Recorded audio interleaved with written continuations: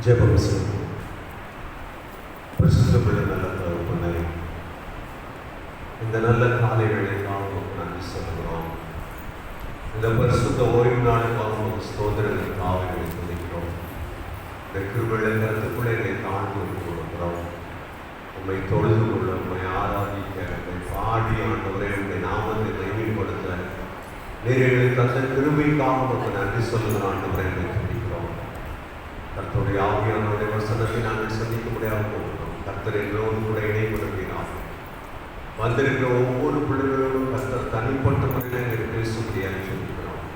நீர் பேசும் ஆண்டவரே நாங்கள் கேட்கிறோம். இயேசுவின் மூலம் ஜெபிக்கிற நல்ல பிதாவே, ஆமென்.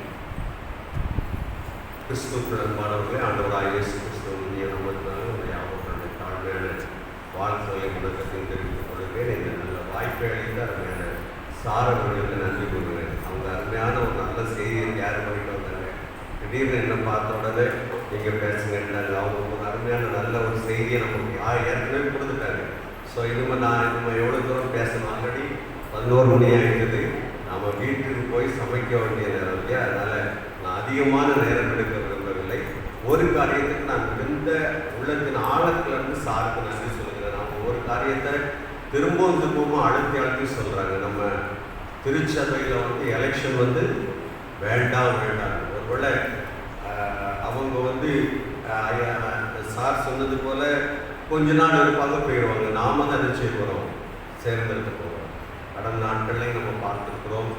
அதனால என்னுடைய ஒரு மிஷினரிங்கிற முறையில், ஒரு திருச்சபையின் அங்கத்தின்கிற முறையில் சாரோடு கூட நின்று நானும் உங்கள்கிட்ட ஒரு தாழ்மையான வேண்டுகோள் என்னன்னா, நாம் அதை எவ்வளவு தூரம் தவிர்க்கிறோமோ அது திருச்சபை என்றைக்கும் ஒன்றாக இருக்க வேண்டும் இல்லையா?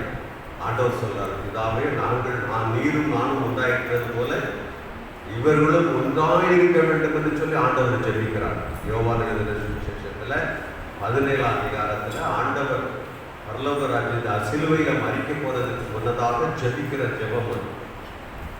நீங்க எப்படி நீங்களும் நானும் எப்படி ஒன்றா இருக்கிறோமோ அதே போல இவர்களெல்லாம் ஒன்றா இருக்க வேண்டும் என்று சொல்லி ஆண்டவர் நம்முடைய சீசர்களுக்காக பாரத்தோடு கண்ணீரோடு ஜெபித்த ஒரு ஜெபம்.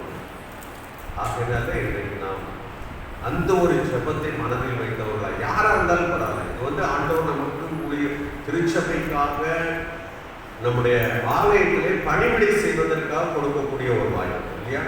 மெம்பர்ஷிப்புங்கிறது, அதாவது ஒரு பாஸ்டேட் கமிட்டி மெம்பருங்கிறது நம்முடைய திருச்சபைக்கு வேலை செய்வதற்கு வேலைக்காரனாக ஒரு வாய்ப்பு கொடுக்கப்படுது இல்லையா? அதற்காக நம்ம தேர்ந்தெடுத்து ஓட்டு போட்டு வந்துதான் அந்த சேவை செய்யணும்னு இல்லை. நம்முடைய ஆலயம் திறந்திருக்கிறது, யாருனாலும் வரலாம், எப்படினாலும் வரலாம், எல்லா பணியும் செய்யலாம். எல்லாருக்கும் நல்ல வாய்ப்பு இருக்குது. ஒரு சிலரை தேர்ந்தெடுத்து நம்ம என்ன செய்யறோம்? நம்முடைய சார்பாக, நம்முடைய திருச்சபையின் சார்பாக, நமக்காக, நம்முடைய திருச்சபைக்காக, நம்முடைய திருச்சபையின் தேவைகளை நம்ம பாஸ்டேட் லெவலில் போய் சொல்றதுக்காக தான் அவங்க அனுப்பணும்.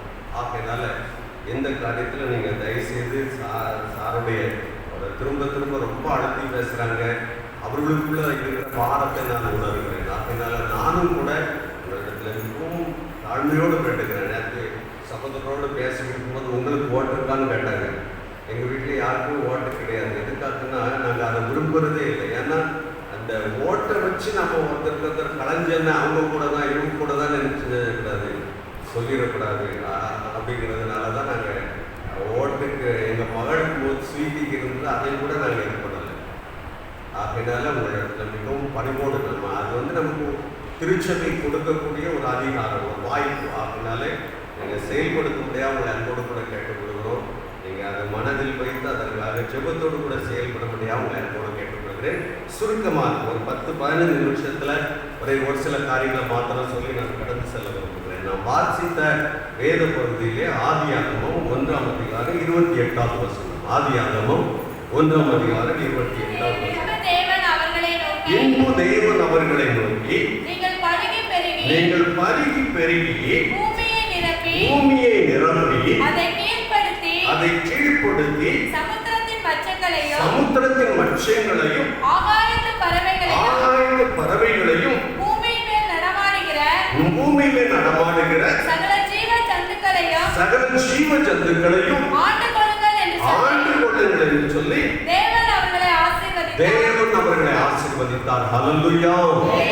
ஆண்டவர் அவர்களை ஆசீர்வதித்தார். எப்பொழுதும் முதல் மனுஷன் ஆதாமை ஏவாளை உருவாக்குறாரு. உருவாக்கி அவங்க 2 பேரையும் ஆசீர்வதிக்கிறார். ஆண்டவர் சொன்ன முதல் ஆசீர்வாதத்தின் வார்த்தை. இதுல 3 காரியங்கள் சொல்லப்படுகிறது. ஒன்று என்ன செய்யுதுன்னா, நீங்க பலுகி பெருக வேண்டும் என்று சொல்லுகிறார். நீங்கள் பலுகி பெருக வேண்டும். பலுகி பெருகி பூமியை என்ன செய்யணும்? நிரப்ப வேண்டும். 2வது எல்லாவற்றையும் என்ன செய்யணும்? கீழ்ப்படுத்த வேண்டும் என்று சொல்லுகிறார். 3வது நீங்கள் ஆண்டு கொள்ள வேண்டும் என்று சொல்லுகிறார். பலுகி பெருகி நிரப்புங்கள். 2வது நீங்க என்ன செய்யுங்க? எல்லாவற்றையும் கீழ்ப்படுத்துங்கள். உங்களை ஏதோ ஒன்று கீழ்ப்படுத்தக்கூடாது. நீங்கள் எல்லாவற்றையும் செய்ய வேண்டும், கீழ்ப்படுத்த வேண்டும். 3வது நீங்கள் என்ன செய்ய வேண்டும்? ஆண்டு கொள்ள வேண்டும் என்று சொல்லி ஆண்டவர் சொல்லுகிறார்.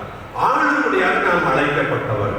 என கருமையான தேவனுடைய பிள்ளைகளே, வேத வசனத்தில் சொல்லுகிறது, நாம் ஒரு நாளிலே ராஜாக்களாக, ஆசாரியர்களாக, ஆளுகை செய்யும்படியாக அழைக்கப்பட்டவர்கள். அல்லேலூயா.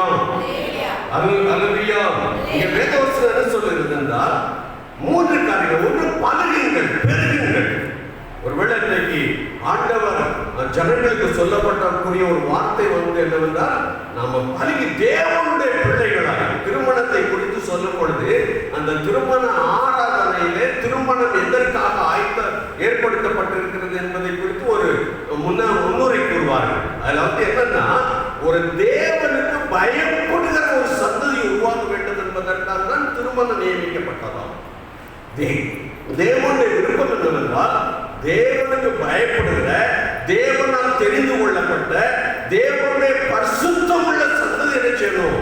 இந்த தேசத்துல பலுகி பெருக வேண்டும். அல்லேலூயா.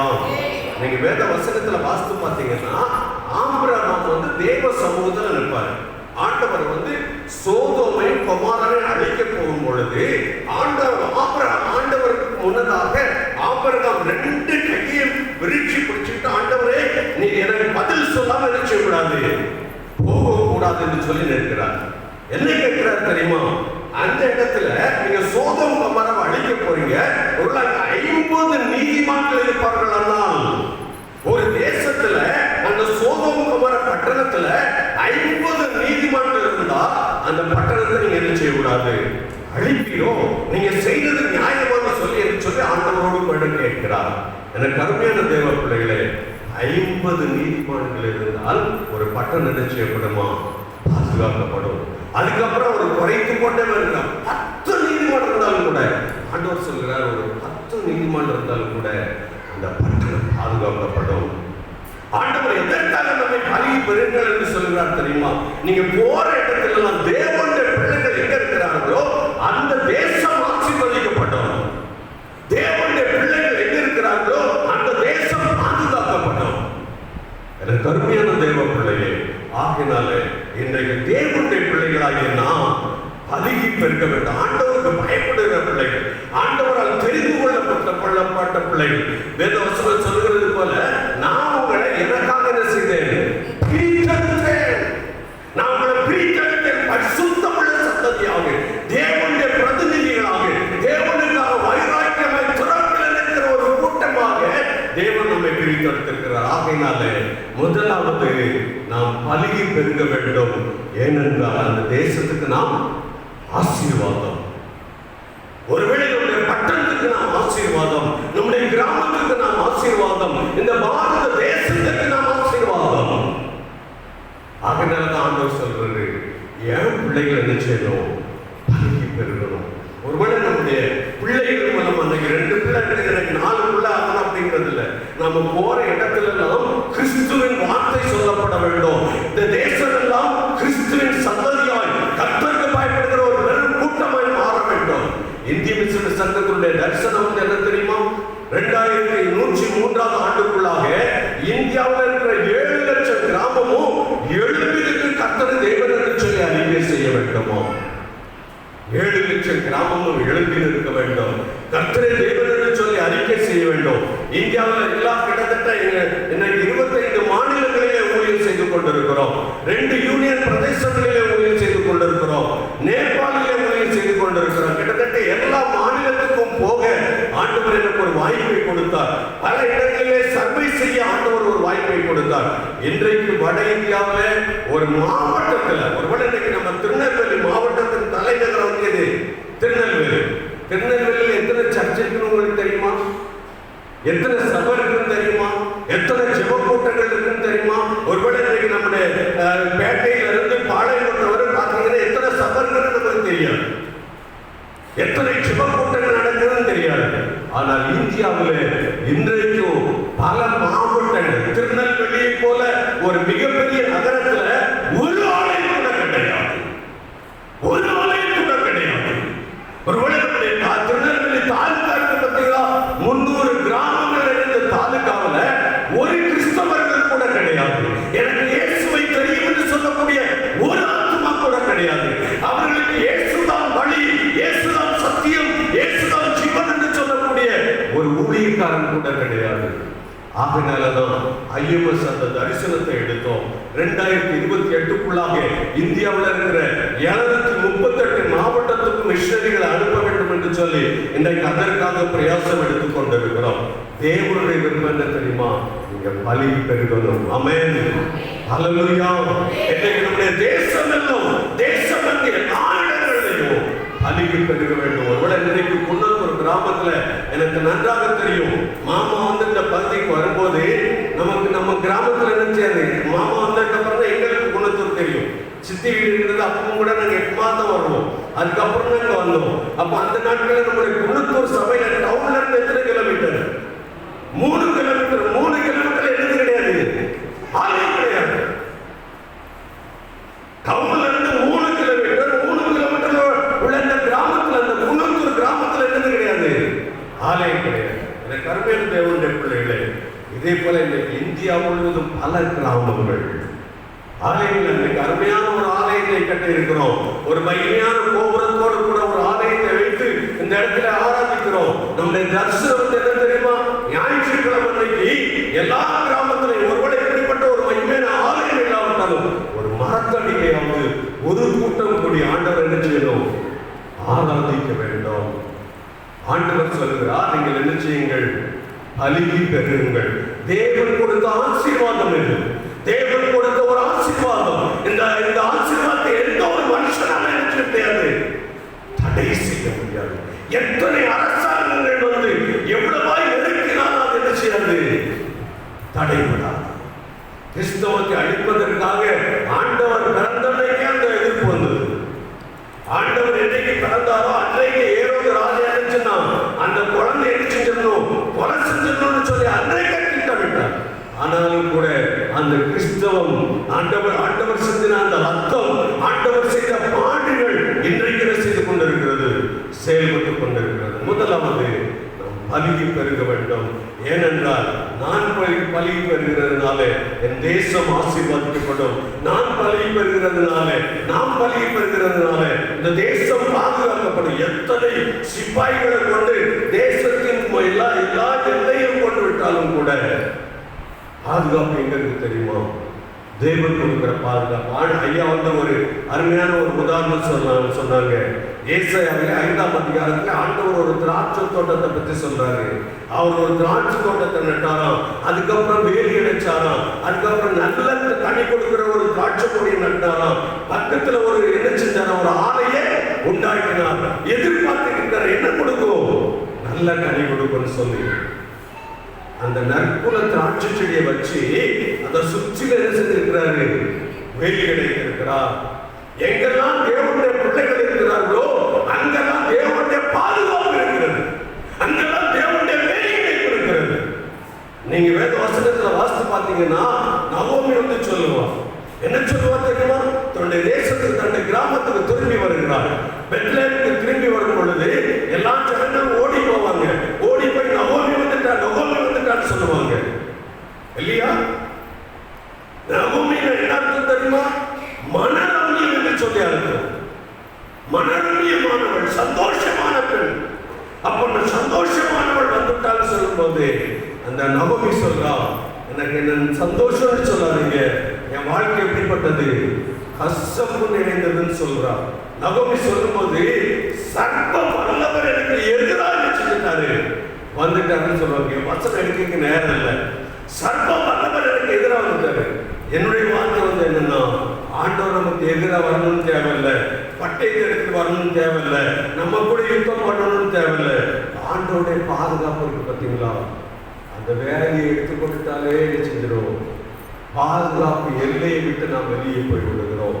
தேவனுடைய பிள்ளைகள் எங்கே இருக்கிறார்களோ அங்கே பாதுகாப்பு உண்டு.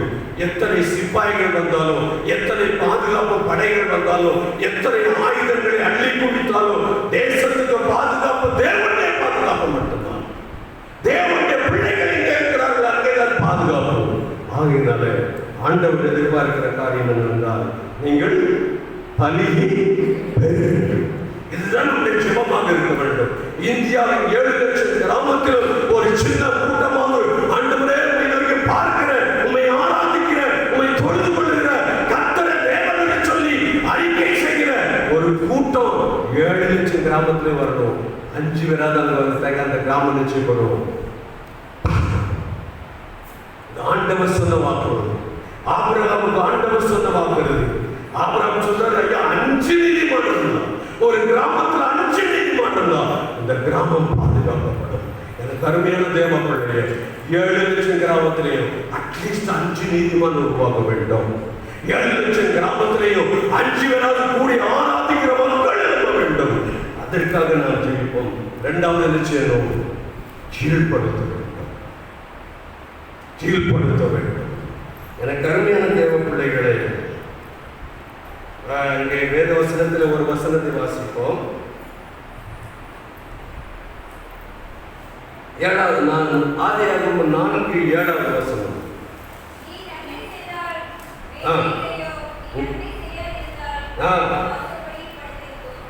பாவம் உங்களுடைய வாசற்படி நிச்சயம் படுத்திருக்கும் என்று சொல்லப்படுகிறது. வாசற்படியில படுத்திருக்கிறது என்னது? நம்ம வீட்டு வாசற்படியில் எது படுத்திருக்கோம்? நாய் இல்லையா? அது ஃபாலோ பண்ணுங்க. என்ன பண்ணாலும் உங்க பின்னாலே நிச்சயம் ஃபாலோ பண்ணுங்க. பாவம் நம்முடைய வாசற்படியில் படுத்திருக்கோம். எனக்கு அருமையான தேவ பிள்ளைகளே, நம்ம எல்லாவற்றிலிருந்து நாம விடுதலை பெறுகிறோம். ஆனால் பாவத்திலிருந்து நம்மளால நிச்சயம் இல்லை.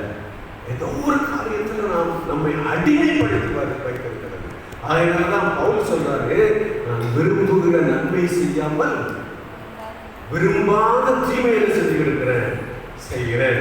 நன்மை செய்யணும்னு எனக்கு ஆசை இருக்கு, இந்த தீமை செய்யக்கூடாதுன்னு நான் விரும்புகிறேன், ஆனாலும் கூட விரும்பாத தீமையை செய்து கொண்டிருக்கிறேன். அது என்ன செய்கிறது? மேற்கொள்கிறது. பவுல் சொல்லும் போது என்ன சொல்லுவாருன்னா, இப்பொழுது நீங்க முன்னால எல்லாவற்றுக்கும் அடிமையா இருந்தீங்க, இப்ப ஆண்டவர் உங்களை விடுதலை ஆகிட்டாரு. இப்ப நம்மை நாமே போய் அவனுடைய சமூகத்தில் என்ன செய்யறோம்? அடிமை என்று சொல்லி ஒப்பு கொடுக்க வேண்டும். விடுதலை எப்பவும் தெரியுமா? நாம் எப்பவும் கீழ்ப்படுத்தக்கூடியவர்களா மாறுவோம் தெரியுமா? வசனம் எடுக்கிறதுக்கு நேரம் இல்லை, சுருக்கமாக கடந்து செல்ல விரும்புகிறேன்.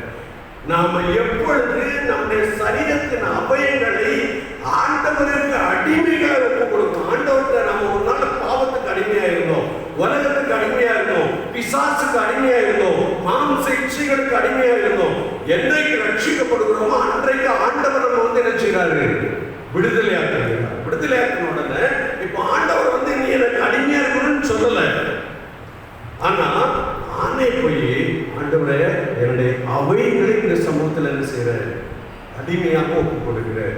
என்றைக்கு ஆண்டவருக்கு அடிமைகளாய் மாறுகிறோமோ அன்றைக்கு தான் நாம என்ன செய்வோம்? விடுதலையோடு கூட வாழ முடியும். அல்லேலூயா. வேத வசனத்துல நீங்க வாசித்து பார்த்தீங்கன்னா, லூக்கா எழுதின சுவிசேஷத்துல தேவதூதன் மரியாளோடு கூட பேசிக் கொண்டிருப்பார். 2ஆம் அதிகாரம் என்று நினைக்கிறேன். தேவதூதன் மரியாளோடு கூட பேசிட்டு இருப்பாரு. பேசிக்கிட்டே இருக்கும் ஒரு பெரிய கான்வர்சேஷன். கடைசியில மரியா சொல்ற ஒரு காரியம் என்ன தெரியுமா? இதோ நான் ஆண்டவருக்கு அடிமை. நம்ம என்றைக்கு ஆண்டவருக்கு அடிமையாக ஒப்பு கொடுக்கிறோமோ அன்றைக்கு ஜெயம் கொள்ளுகிறவர்களாய் மாறுகிறோம். நாம் ஜெயம் கொள்ள முடியாது, அடிமைப்பட்டு கிடக்க முடியாது அல்ல, ஏதோ ஒரு பாவத்துல போராடி கொண்டிருக்க முடியாது அல்ல, அதுல விழுந்து விழுந்து கிடக்க முடியாது அல்ல, ஜெயம் கொடுக்கிறவர் ஆண்டவர் சொல்லுகிறார். உலகத்தில் உங்களுக்கு உபத்திரவம் உண்டு, ஆனாலும் திடன் கொள்ளுங்கள், நான் உலகத்தை ஜெயித்தேன். நான் என் உள்ளத்துல ஒரு நாள் கேள்வி கேட்டேன், அவர் எனக்குள்ள வரும் பொழுது நான் உலகத்தை ஜெயிக்கிறவனாக மாறுவேன். நான் எப்பொழுதுமே ஒரு உதாரணம் சொல்றது, ஒரு சின்ன பேப்பர் எடுத்துக்கோங்க, மேல இருந்து கீழே போட்டாங்க என்ன செஞ்சிடும், கீழே விழுந்துடும் இல்லையா? ஒரு சின்ன பேப்பர், அந்த பேப்பருக்கு வெயிட்டே இல்லை, அந்த சின்ன பொடி பேப்பரு அப்படிங்கிற, அதாவது ஒரு 1/2 கிராம் கூட இல்லாத பேப்பரு அப்படி கீழே விழுந்துடும். அதான் ஒரு பெரிய விமானம், பெரிய விமானத்துல எவ்வளவு பெரிய எடைகள், எத்தனையோ மனிதர்கள் எல்லாரும் ஏற்றிட்டு என்ன செய்யுது, மேல பறக்குது. எதுனால தெரியுமா? அந்த புவியீர்ப்பு விசை, இந்த குட்டி பேப்பரை கீழே இழுத்த புவியீர்ப்பு விசை அந்த விமானத்தை ஏன் இழுக்க முடியல? அந்த விமானத்தை ஏன் கீழே இழுக்க முடியல? அந்த விமானத்துக்கு இந்த புவியீர்ப்பு விசை செயல்படுமா செயல்படாதா? செயல்படும் இல்லையா? எதனால தெரியுமா? அந்த புவியீர்ப்பு விசையை விட ஒரு உன்னதமான ஒரு விசை அதுக்குள்ள அந்த விமானத்துக்குள்ள என்ன செய்து செலுத்தப்படுகிறது. ஆகையினால்தான் அப்போஸ்தலர் 1:8 சொல்லப்படுகிறது, பரிசுத்த ஆவி உங்களுக்கு வரும்பொழுது நீங்கள் என்ன செய்வீர்கள்? பலனடைவீர்கள். நான் மாம்சத்துல சீசத்தில் வந்து சொல்றாங்க, ஆண்டவரே உங்க பிரசங்கெல்லாம் உங்க உபதேசம் ரொம்ப நல்லா இருக்கியா, ஆனா ஃபாலோ பண்றது முடியாத காரியம். நாங்க கிராமத்துல எல்லாம் போய் சுவிசேஷம் சொல்லும் போது அவங்க சொல்றாங்க, நீங்க சொல்றதெல்லாம் நல்லதான் இருக்காது, நினைச்ச முடியல, நடக்க முடியாது. இந்த கருமையான தேவ பிள்ளையே, நாம எதை செய்ய முடியாதோ, நாம எதை ஃபாலோ பண்ண முடியாதோ அதை ஒருபோது ஆண்டவர் சுமையை நம்ம மேல என்ன செய்யறது கிடையாது, சுமக்கிறதே கிடையாது. நாம் ஜெயம் பெற முடியாது அழைக்கப்பட்டிருக்கிறோம். நாம் ஜெயம் பெற முடியாது, அடிமைகளாக இருக்க முடியாது அல்ல, ஜெயம் கொள்ள முடியாது வந்திருக்கிறோம். நாம நம்மை அடிமைகளாக ஒப்புக் கொடுக்கிறோம், பரிசுத்த ஆவியை பெற்றுக் கொள்கிறோம். கிறிஸ்துக்குள்ள இருக்கும் பொழுது நாம் என்ன செய்வோம்? வெற்றி பெறுவோம். கடைசியாக ஒரே ஒரு காரியத்தை சொல்லி நிறைவு செய்ய விரும்புகிறேன். ஆண்டு கொள்ளுங்கள் என்று சொல்லி என்ன செஞ்சாராம்? கர்த்தர் கட்டளையிட்டார். ஒரே ஒரு வசனத்தை வாசிக்கலாமா? ஆண்டு கொள்ளும்படியாக அழைக்கப்பட்டவர்கள் ஒரே ஒரு வசனத்தை வாசிப்போம். வெளிப்படுத்தல் 9 5ஆம் அதிகாரம் 9-10 வசனங்கள். வெளிப்படுத்தல் 5:9-10 வசனங்கள். தேவரீர் புஸ்தகத்தை வாங்கவும் அதன் முத்திரைகளை உடைக்கவும் பாத்திரராய் இருக்கிறீர். ஏனெனில் இது அடிக்கப்பட்டு சகல கோத்திரங்களிலும் பாசைக்காரரிலும் ஜனங்களிலும் ஜாதிகளிலும் இருந்து எங்களை தேவனுக்கென்றும் உம்முடைய இரத்தத்தினாலே மீட்டுக் கொண்டு எங்கள் தேவனுக்கு முன்பாக எங்களை ராஜாக்களும் ஆசாரியர்களும் ஆக்கினீர். ஹல்லேலூயா. எங்க சொல்லப்படுது? வெளிப்படுத்தல் புத்தகத்துல தேவனால் நாம ஆண்டவருடைய வசனம் சொல்லுகிறது, எங்களை ராஜாக்களும் ஆசாரியர்களும் ஆக்கினீர். எனக்கு அருமையான தேவ பிள்ளையே, ஒரு நாள் நினைச்சுக்கூடாது, அந்த தோல்வி மனப்பான்மை வரக்கூடாது. எனக்கு பிடிக்காத ஒரு காரியம் என்ன தெரியுமா? என்னால முடியாதுன்னு சொல்றாங்க. எங்க ஊழியக்காரங்க சில நேரத்தில் வந்து சுதேச ஊழியர்கள்லாம் வந்து நின்றுட்டு சொல்லுவாங்க, இது முடியாது சார் அப்படிம்பாங்க. இது முடியாதுன்னு ஒரு தேவனுடைய பிள்ளையால என்ன சொல்லக்கூடாது, வாயில இருந்து வரவே கூடாது. எதா இருந்தாலும் உள்ள போயிருங்க. அதாவது ஐஎம்எஸ்ல வந்து எங்க ஜெனரல் செக்ரட்டரி வந்தாங்க. அப்போ அவங்ககிட்ட, ஐயா எங்களுக்கு ஒரு கம்ப்யூட்டர் வாங்கி கொடுங்க அப்படின்னு. உங்களுக்கு கம்ப்யூட்டர் தெரியுமா, இயக்க தெரியுமா அப்படின்னு. ஐயா நான் கொஞ்ச நாள் மகாராஷ்டிராவில் இருக்கும்போது டைப் படிக்க போயிருக்கிறேன், கொஞ்சம் டைப் படிக்க தெரியுங்களா அப்படின்னு. உடனே சரி கம்ப்யூட்டர் வாங்கி கொடுத்தாங்க. எனக்கு அதை ஓப்பன் பண்ணவே தெரியாது, கம்ப்யூட்டரை எப்படி தான் ஓப்பன் பண்ணணும்னே தெரியாது. அந்த நேரம் பார்த்து நல்ல வேலையா எங்கள் பிள்ளைகள் லீவுக்கு வந்தாங்க டோனாவில். வந்த உடனே அவள் தான் முதல்ல கம்ப்யூட்டர் எப்படி ஓப்பன் பண்ணணும்னு சொல்லி, நான் பக்கத்தில் எங்கள் பக்கத்தில் வீட்டு பக்கத்தில் ஒரு கம்ப்யூட்டர் சென்டர் இருந்தது, அதில் போய் படிக்கலான்னு போனேன். அவன் சொல்கிறான், நீங்கள் வாரத்தில் 3 நாள் வரணும் அப்படின்னா. எனக்கு 3 நாள் என்ன செய்யாது, டைமே அவன் சொல்கிற நேரம் கிடைக்கவே செய்யாது. ராத்திரி பகல் உட்கார்ந்து இது பண்ணேன். கர்த்தருடைய கிருபையினால பிள்ளைகள் ஓப்பன் பண்ண சொல்லி கொடுத்தாங்க. இப்போ எனக்கு ஆஃப் பண்ணருக்கு தெரியும். ஹல்லேலூயா. ஓரளவு என்னால் முடிந்தால் என் ஆஃபீஸில் அத்தனை என் கம்ப்யூட்டரில் என்ன செஞ்சிருவேன். ஏன் தெரியுமா? ஐ கேன் டூ அப்படிங்கிற ஒரு வில் பவர் என்னால் முடியும். என்னை பலப்படுத்துகிற கிறிஸ்துவினால எல்லாவற்றையும் செய்யலாம். வாழ்க்கையில அறிக்கை செய்ய வேண்டியதால் தான். வாலிப பிள்ளைகள், படிக்கிற பிள்ளைகள் ஒவ்வொரு நாளும் சொல்ல முடியாது. உங்க பிள்ளைகளுக்கு சொல்லி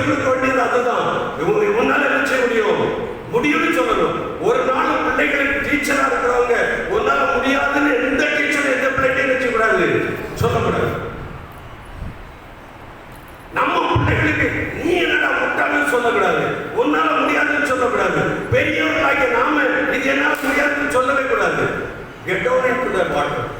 தண்ணீருக்குள்ள என்ன செஞ்சுங்க, இறங்கிருங்க. உங்களை பலப்படுத்துகிற கிறிஸ்து உங்களை என்ன செய்வாரு, வல்லமையை பயன்படுத்துவார். ஜெபம் செய்யுங்க. பரிசுத்தமுள்ள நல்ல தகப்பனே, நல்ல நேரத்துக்காக உங்களுக்கு நன்றி சொல்லுகிறோம். பலுகி பெறுங்கள், பூமியை நிரப்புங்கள், கீழ்ப்படுத்துங்கள், ஆண்டு கொள்ளுங்கள் என்று சொல்லி அந்த விரைவில் கொடுத்த இந்த வாக்குத்தத்தங்களுக்காக ஒரு ஸ்தோத்திரம் கொடுக்கிறேன். திருவிழா கருத்துக்களை ஒப்புக் கொடுக்கிறோம். ஆண்டவரை எந்தெந்த இடத்திலெல்லாம் பலுகி பெறுகிறார்களோ அந்த இடம் ஆசீர்வதிக்கப்பட்டது.